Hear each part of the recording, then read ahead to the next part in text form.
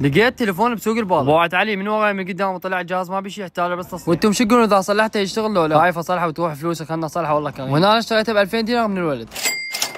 وهنا جبت الهالولد دائما يصلح يمه شباب. هذا الفائز بالمقطع السابق، وهذا المقطع سحب على الايفون بدون اي شغل، بس يكون انت مسوي لايك ومتابعه تكتب اي تعليق. هسه شوف هذا الجهاز اشتريته ب 3000 من البالة، شوف لا يشتغل لا حجي. يلا شوف لنا اشتغل يا علي. فول هذا حجي، فول اشتغل. وين لقيته؟ اشتريته من البالة هذا حجي، اخذته ب 3000 دينار. حجي اشتغل؟ اي اشتغل بغمز. لا حرامات. شلون هذا الفتحه حجي؟ فتحونا غمز؟ بيش تفتح لي اياه؟ 15 كان ب 10000 ذاك اليوم. دي فتحه يلا فتحه. ها كانت كملت الجهاز؟ وين الجهاز بالله؟ فتحت غمز؟ وين يابي؟ فول حجي هاي. شنو هاي؟